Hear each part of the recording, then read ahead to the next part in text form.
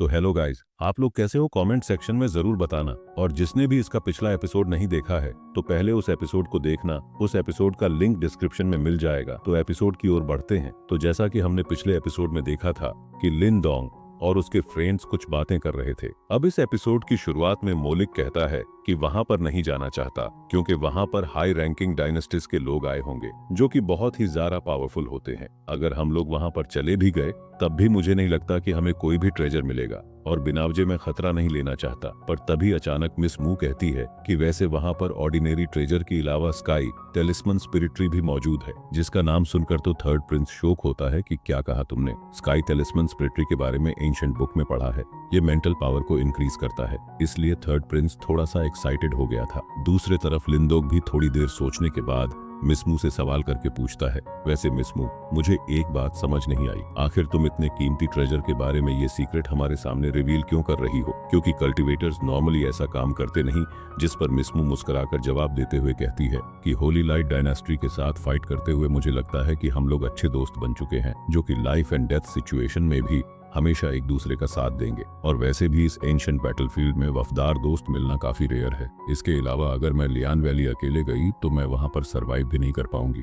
जो सारी बातें लिंदोंग को काफी ज्यादा अच्छी लगी, इसलिए वो मुस्कुराकर जवाब देते हुए कहता है कि ठीक है, मैं और मोलिंग तुम्हारे साथ वहां पर चलेंगे। जिस पर थर्ड प्रिंस भी हाँ करते हुए कहता है कि लिंडोंग ने बिल्कुल सही कहा। ये सुनकर मिस मू इन दोनों का शुक्रिया करती है। साथ ही साथ वो बताती है फिर तय रहा कि कल मॉर्निंग को हम तीनों यहाँ से लियान वैली की तरफ रवाना होंगे। इसके बाद मिस मू और मोलिक वहां से चले गए और इधर मिस्टर डाउ लिंडोन से कहता है कि ध्यान से ये लड़की कुछ ज्यादा ठीक नहीं लग रही, ये जरूर हमसे कुछ छुपा रही है, लेकिन स्काई टेलिस्मन स्पिरिट्री के लिए रिस्क लेना तो बनता है। लिंडोंग भी मिस्टर डाउ की बात सुनकर उस लड़की पर नजर रखने का फैसला करता है। दूसरी तरफ ये बात बिल्कुल सच थी क्योंकि मिस मू जाते जाते मुस्कुरा रही थी, जैसे कि वो अपने मन में कोई ना कोई प्लानिंग कर रही हो। अब इसके बाद हम लोगों को नेक्स्ट डे मॉर्निंग का सीन दिखाया जाता है जहां ये तीनों मिलकर लियान वैली की तरफ रवाना हो चुके थे। दूर से लिंडोंग को एनर्जी दिखाई दी। वहां पर यकीनन दो डायनेस्टीज के लोग आपसे फाइट कर रही है, इसलिए ये लोग भी तेजी के साथ उसी लियान वैली के इंटर्स की तरफ रवाना हो गए। जहां वैली में इंटर्न होने के बाद हम दिखते हैं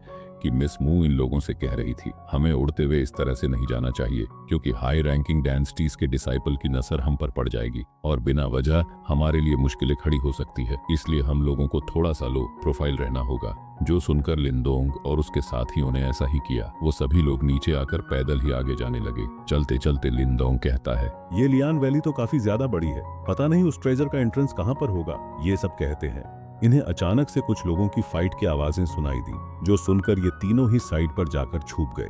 जहां छुपकर इन्हें देखने को मिलता है कि असल में ये फाइट दो हाई रैंकिंग डायनेसिस के डिसाइपल्स के बीच हो रही है। जिस फाइट के दौरान कई सारे डिसाइपल मारे भी गए, लेकिन लिंदोंग अपने दोस्तों से कहता है कि यकीनन इन लोगों को मालूम होगा कि उन ट्रेजर की लोकेशन पता होगी, हमें इन्हें छुपकर फॉलो करना होगा। इसमें लिंडोंग के फ्रेंड्स भी मान गए और उनका पीछा करने लगे। दूसरी तरफ सीन शिफ्ट होकर यहाँ उन दोनों ग्रुप ऑफ वॉरियर्स पर आ जाता है जिनमें से ब्लैक कपड़ों वाले वॉरियर्स डिमोनिक डायनेस्टी के वॉरियर्स थे। सामने की तरफ ब्लू कपड़ों वाले जुआंग मिन डायनेस्टी के डिसाइपल्स थे जो कि डिमोनिक रोंग डायनेस्टी के डिसाइपल्स को इन ट्रेजर को हासिल करने से रोकना चाहते हैं। इसलिए यह दोनों ही ग्रुप के डिसाइपल यहाँ लियान वैली के सामने ही एक दूसरे से फाइट करते हुए एक दूसरे की जान ले रहे थे। जहां पीछे की तरफ से दूर छुपकर लिंडोंग और उसके साथी सारा नजारा देख रहे हैं। तभी अचानक उनकी नजर लियान वैली के एंट्रेंस पर भी पड़ चुकी थी जिसके अंदर वो ट्रेजर्स मौजूद होंगे। इसलिए लिंडोंग अपने दोस्तों को बताता है कि हमें वो ट्रेजर्स हासिल करने के लिए मौके की तलाश करके एंट्रेंस के अंदर जाना होगा। पर इसी मौके की तलाश करते करते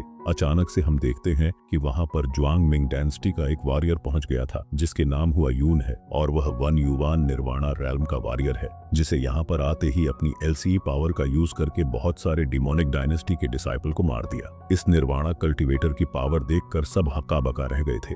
दूसरी तरफ हम देखते हैं कि हुआ यून यहाँ पर अपने एक बहुत ही ज्यादा पावरफुल आइस अटैक को रेडी करते हैं। डिमोनिक रॉक डायनेस्टी पर दोबारा से हमला कर पाता, तभी अचानक उसके इस अटैक को सामने की तरफ एक बहुत बड़ी चट्टान आकर ब्लॉक कर लेती है, जिसे देखकर तो थोड़ा सा हुआ यून भी परेशान हो गया, क्योंकि इस अटैक को ब्लॉक करने वाला कोई और नहीं बल्कि डिमोनिक डायनेस्टी का चैनमू था, जो कुछ युआन निर्वाणा का वॉरियर है। उसका पावर लेवल हुआ यून से थोड़ा ज्यादा था। वो हुआ यून से कहता है कि शांत हो जाओ, नहीं तो मेरा तो कोई नुकसान नहीं होगा, बल्कि इससे तुम्हारा ही नुकसान होगा। मेरा कुछ नहीं बिगड़ने वाला लिंदोंग भी अचानक से यहाँ पर इस चैनमू को देखकर अपने दोस्तों से कहता है कि लो, एक और निर्वाणा रेल्म का वॉरियर यहाँ पर आ गया। जबकि मोलिंग भी लिंदोंग की बातों से एग्री करता था और वो बताता है कि हाई रैंकिंग डायनेस्टीज के निर्वाणा रेल्म कल्टीवेटर काफी ज्यादा स्ट्रांग होते हैं। दूसरी तरफ हम देखते हैं कि हुआ यून ये बात तो अच्छे से जानता है कि चैनमू से ज्यादा ताकतवर है, इसलिए वो चैनमू से कहता है कि आखिर तुम इस तरह से दादागिरी कैसे कर सकते हो? इस लियान वैली के अंदर जितने भी ट्रेजर है उनका कोई भी मालिक नहीं। क्या तुम चाहते हो कि वो सारे के सारे ट्रेजर तुम्हारी ही फैमिली को मिल जाए? जिस पर चैनमू जवाब देते हुए कहता है कि हाँ, तुमने बिल्कुल सही समझा और अब तुम मेरे सब्र का इम्तिहान मत लो। अगर तुम नहीं चाहते कि मेरी डेमोनिक रॉक डायनेस्टी तुम्हें पूरी तरीके से बर्बाद कर दे तो अभी भी मौका है, यहाँ से वापस चले जाओ। जो सुनकर हुआ यून को गुस्सा तो बहुत आया, लेकिन वो जानते हैं कि वो चैनमू के खिलाफ कुछ भी नहीं कर सकता, इसलिए वो मजबूरन शांत होते हुए नीचे आ जाता है। जिस पर चैनमू को हंसी आ रही थी, वो यहाँ पर अपने डेमोनिक रॉक डायनेस्टी के डिसिप्लोस को अंदर की तरफ भेज देता है। खुद हुआ यून से कहता है कि अच्छा हुआ कि तुम्हें अपनी औकात मालूम है। ये कहते हुए चैनमू भी फौरन से इंटरेस्ट के अंदर चला गया।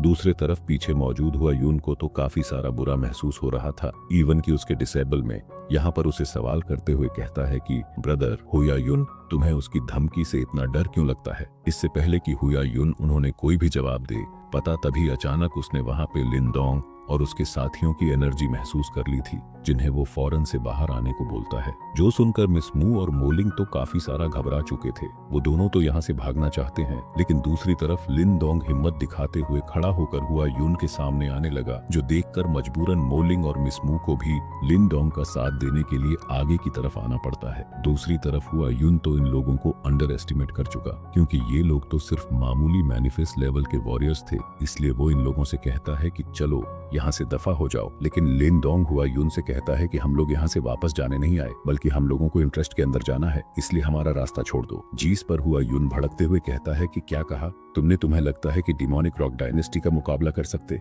जिस पर लिंदोंग मुस्कुराकर जवाब देते हुए कहता है कि डिमोनिक रॉक डायनेस्टी का वो लड़का चैनमू, मुझे उसकी बातें याद है। उसने तुम्हें और तुम्हारे डिसिप्लर को अंदर जाने से मना किया है। मुझे याद नहीं कि उसने मेरा और मेरे साथियों का नाम लिया हो। यहाँ लिंदोंग को अपने से जबान लड़ाता हुआ देखकर हुआ यून को तो काफी सारा गुस्सा आ गया। वो फौरन अपनी पावर एक्टिवेट करते हुए तेजी के साथ यहाँ लिंदोंग को पंच करने के लिए बढ़ गया, जहाँ वो कह रहा था कि एरोगेंट लड़के, तुम्हें अपने जुबान पर काबू रखना चाहिए। दूसरी तरफ हम देखते हैं लिंदोंग ने भी अपनी निर्वाणा गोल्डन बॉडी को एक्टिवेट कर लिया था, जहाँ इन दोनों की टकराव की वजह से वहाँ पर काफी सारी एनर्जी एनलिस हुई, लेकिन फिर भी हम देखते हैं हुआ यून लिंदोंग का कुछ भी बिगाड़ नहीं पाया। लिंदोंग ने आसानी के साथ उसे पीछे की तरफ धकेल दिया। इसी सस्पेंस के साथ हमारा ये एपिसोड यही खत्म होता है।